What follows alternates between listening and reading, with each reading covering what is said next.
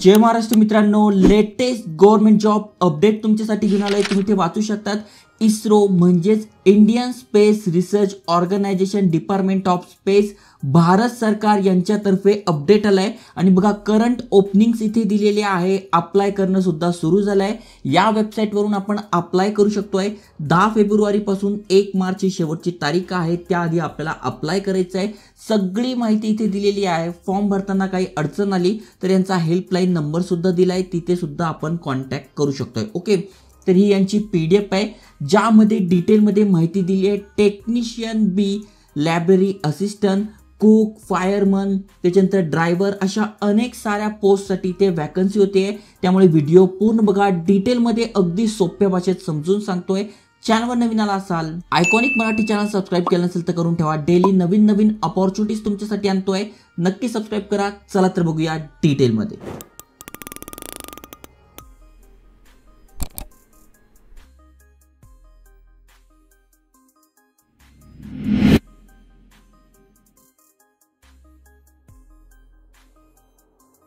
तर मित्रांनो, इस्रो तर्फे जे अपडेट आलं आहे, टेक्निशियन बी पदाच्या ज्या भरती निघाल्या आहे त्याची माहिती तुम्हाला देतोय. इस्रो खूप मोठं ऑर्गनायझेशन आहे. महत्त्वाचं म्हणजे प्रतिष्ठित जॉब आहे. त्यामुळे जर तुमचं शिक्षण झालं असाल, तुम्ही इलिजिबल असाल तर नक्की इथे अप्लाय केलं पाहिजे. तुम्ही इथे बघू शकता टोटल 20 पानी PDF आहे आणि थोडी समजायला अवघड आहे. अनेक जणांच्या कमेंट्स होत्या की यावर एक व्हिडिओ बनवा.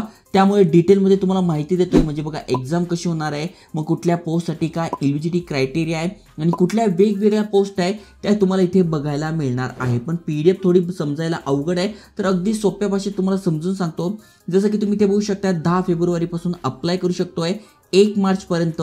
एक्झाम कशी असणार आहे, कारण की तुमची रिटर्न एक्झाम असणार आहे, तिच्याबद्दल अजून माहिती आलेली नाही आहे. यांची जी ऑफिशियल वेबसाईट आहे त्यावरच कधी एक्झाम असणार आहे त्याची माहिती आपल्याला समजणार आहे. ओके, आता इथे फी किती आहे तर जनरल, OBC आणि EWS साठी 750 ते 500 रुपये फी असणार आहे. पण ती रिफंडेबल आहे. म्हणजे जेव्हा तुम्ही रिटर्न एक्झाम देतात मग तुम्ही 500 रुपये भरले असेल तर 400 रुपये तुम्हाला परत मिळतात. SC, ST, PWD मधून तुम्ही अप्लाय करताय तर 250 आणि 100 रुपये फी आहे आणि ऑनलाईनच आपल्याला अप्लाय करायचं आहे. आता बघा कुठल्या कुठल्या पोस्ट आहे, म्हणजे या ज्या PDF मध्ये पोस्ट दिलेल्या आहे त्या अगदी शॉर्ट फॉर्म मध्ये तुम्हाला सांगतोय. जसं की बघा सायंटिस्ट अँड इंजिनियरच्या 5 पोस्ट आहे, टेक असिस्टंटच्या 55 आहे, सायंटिफिक असिस्टंटच्या 6 आहे, लायब्ररी असिस्टंटची 1 आहे.